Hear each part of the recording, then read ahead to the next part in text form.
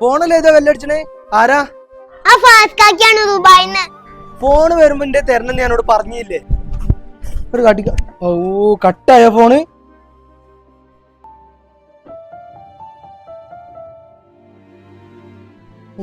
Call പോണില്ലല്ലോ.